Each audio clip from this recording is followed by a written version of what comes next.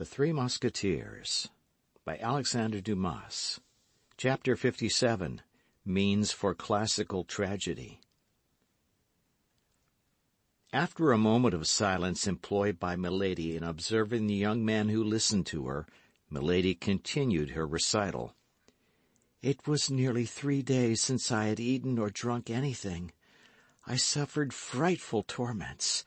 At times there passed before me clouds which pressed my brow, which veiled my eyes.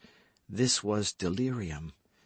When the evening came, I was so weak that every time I fainted I thanked God, for I thought I was about to die. In the midst of one of these swoons I heard the door open. Terror recalled me to myself. He entered the apartment followed by a man in a mask. He was masked likewise, but I knew his step. I knew his voice. I knew him by that imposing bearing which hell has bestowed upon his person for the curse of humanity. 'Well,' said he to me, 'have you made your mind up to take the oath I requested of you?' 'You have said Puritans have but one word. Mine you have heard, and that is to pursue you, on earth to the tribunal of men, in heaven to the tribunal of God.' 'You persist, then?' 'I swear it before the God who hears me. I will take the whole world as a witness of your crime, and that until I have found an avenger.' 'You are a prostitute,' said he in a voice of thunder, 'and you shall undergo the punishment of prostitutes.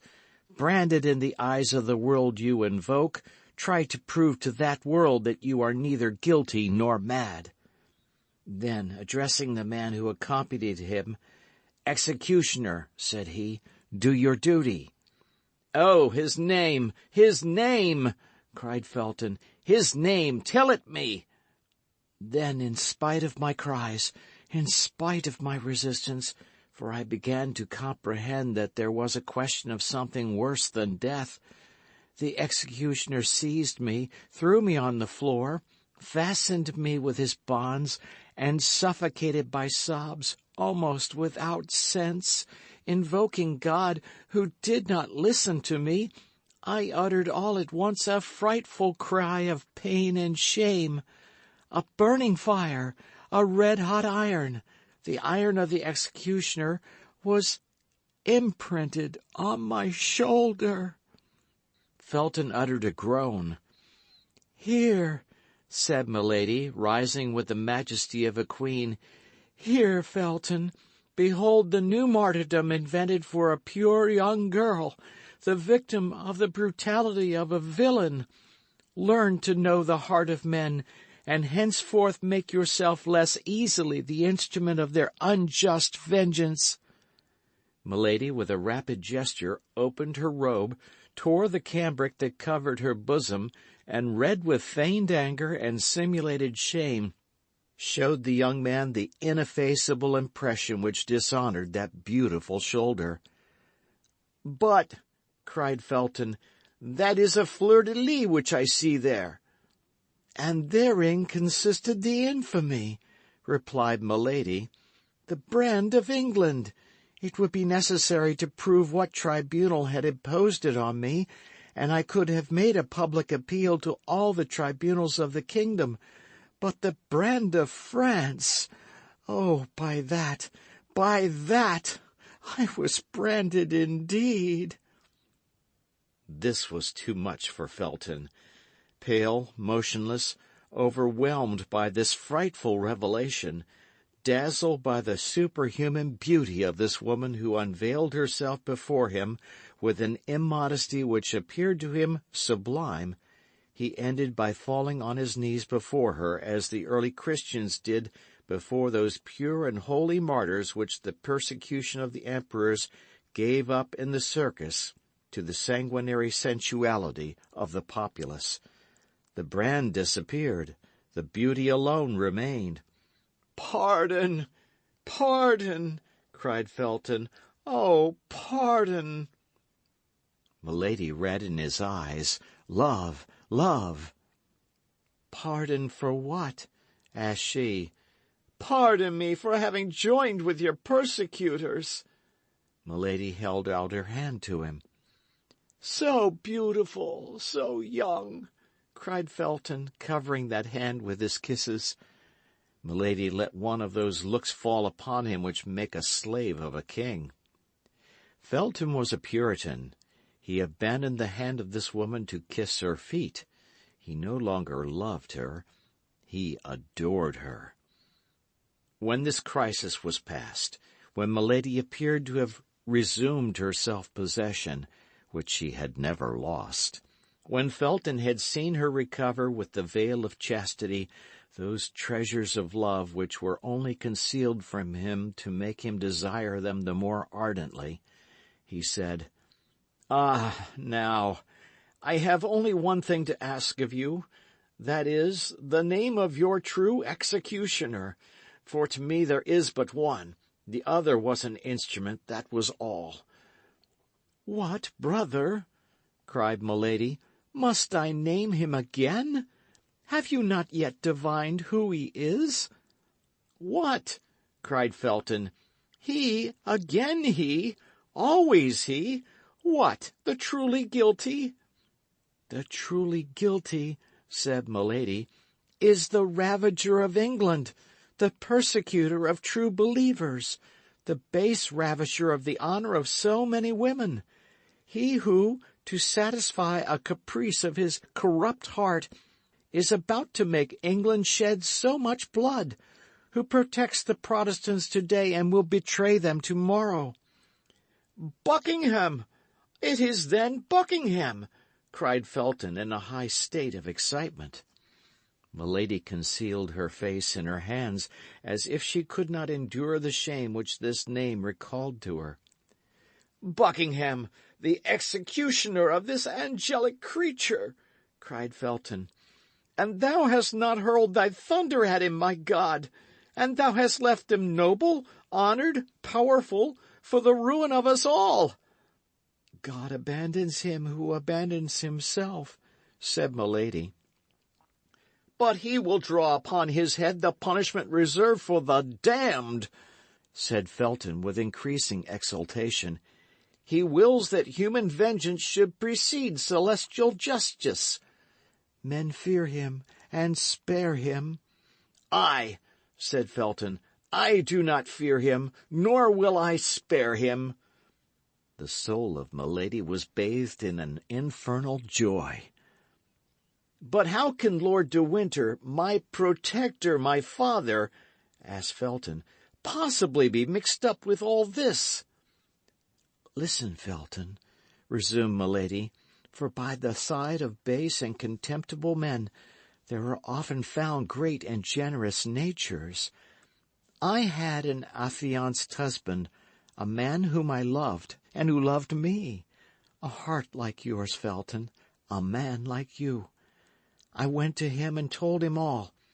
He knew me, that man did, and did not doubt an instant. He was a nobleman, a man equal to Buckingham in every respect. He said nothing. He only girded on his sword, wrapped himself in his cloak, and went straight to Buckingham Palace." Yes, said Felton.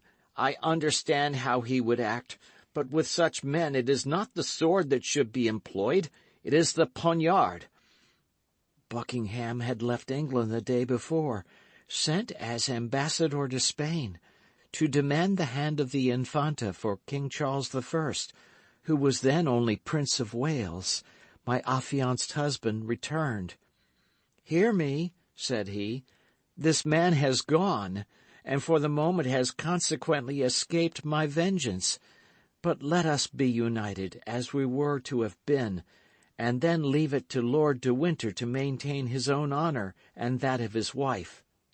"Lord de Winter!" cried Felton. "Yes," said Milady, "Lord de Winter. And now you can understand it all, can you not? Buckingham remained nearly a year absent. A week before his return, Lord de Winter died, leaving me his sole heir. Whence came the blow? God, who knows all, knows without doubt. But as for me, I accuse nobody." "Oh, what an abyss! What an abyss!" cried Felton. "Lord de Winter died without revealing anything to his brother. The terrible secret was to be concealed till it burst, like a clap of thunder, over the head of the guilty. Your protector had seen with pain this marriage of his elder brother with a portionless girl. I was sensible that I could look for no support from a man disappointed in his hopes of an inheritance. I went to France, with a determination to remain there for the rest of my life. But all my fortune is in England. Communication being closed by the war, I was in want of everything. I was then obliged to come back again. 6 days ago I landed at Portsmouth." "Well?" said Felton. "Well, Buckingham heard by some means, no doubt, of my return. He spoke of me to Lord de Winter, already prejudiced against me, and told him that his sister-in-law was a prostitute, a branded woman. The noble and pure voice of my husband was no longer here to defend me. Lord de Winter believed all that was told him with so much the more ease that it was his interest to believe it. He caused me to be arrested, had me conducted hither, and placed me under your guard. You know the rest. The day after tomorrow he banishes me, he transports me. The day after tomorrow he exiles me among the infamous. Oh, the train is well laid, the plot is clever. My honor will not survive it. You see, then, Felton, I can do nothing but die. Felton, give me that knife." And at these words, as if all her strength was exhausted, Milady sank, weak and languishing, into the arms of the young officer, who, intoxicated with love, anger, and voluptuous sensations hitherto unknown, received her with transport, pressed her against his heart, all trembling at the breath from that charming mouth, bewildered by contact with that palpitating bosom. "No, no," said he. "No, you shall live honored and pure. You shall live to triumph over your enemies." Milady put him from her slowly with her hand, while drawing him nearer with her look. But Felton, in his turn, embraced her more closely, imploring her like a divinity. "Oh, death, death," said she, lowering her voice and her eyelids. "Oh, death rather than shame. Felton, my brother, my friend, I conjure you." "No," cried Felton, "no! You shall live, and you shall be avenged." "Felton, I bring misfortune to all who surround me. Felton, abandon me. Felton, let me die." "Well, then, we will live and die together," cried he, pressing his lips to those of the prisoner. Several strokes resounded on the door. This time Milady really pushed him away from her. "Hark," said she, "we have been overheard. Someone is coming. All is over. We are lost." "No," said Felton. "It is only the sentinel warning me that they are about to change the guard." "Then run to the door and open it yourself." Felton obeyed. This woman was now his whole thought, his whole soul. He found himself face to face with a sergeant commanding a watch patrol. "Well, what is the matter?" asked the young lieutenant. "You told me to open the door if I heard anyone cry out," said the soldier. "But you forgot to leave me the key. I heard you cry out, without understanding what you said. I tried to open the door, but it was locked inside. Then I called the sergeant." "And here I am," said the sergeant. Felton, quite bewildered, almost mad, stood speechless. Milady plainly perceived that it was now her turn to take part in the scene. She ran to the table, and seizing the knife which Felton had laid down, exclaimed, "And by what right will you prevent me from dying?" "Great God!" exclaimed Felton on seeing the knife glitter in her hand. At that moment, a burst of ironical laughter resounded through the corridor. The Baron, attracted by the noise, in his chamber gown, his sword under his arm, stood in the doorway. "Ah," said he, "here we are at the last act of the tragedy. You see, Felton, the drama has gone through all the phases I named. But be easy, no blood will flow." Milady perceived that all was lost unless she gave Felton an immediate and terrible proof of her courage. "You are mistaken, my lord. Blood will flow, and may that blood fall back on those who cause it to flow." Felton uttered a cry and rushed toward her. He was too late. Milady had stabbed herself.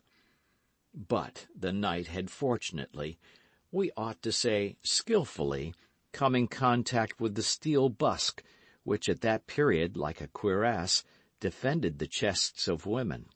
It had glided down it, tearing the robe, and had penetrated slantingly between the flesh and the ribs. Milady's robe was not the less stained with blood in a second. Milady fell down and seemed to be in a swoon. Felton snatched away the knife. "See, my lord," said he in a deep, gloomy tone, "here is a woman who was under my guard, and who has killed herself." "Be at ease, Felton," said Lord de Winter. "She is not dead. Demons do not die so easily. Be tranquil, and go wait for me in my chamber." "But, my lord—" "Go, sir, I command you." At this injunction from his superior, Felton obeyed, but in going out he put the knife into his bosom. As to Lord de Winter, he contented himself with calling the woman who waited on Milady, and when she was come, he recommended the prisoner, who was still fainting, to her care, and left them alone. Meanwhile, all things considered, and notwithstanding his suspicions, as the wound might be serious, he immediately sent off a mounted man to find a physician. End of chapter.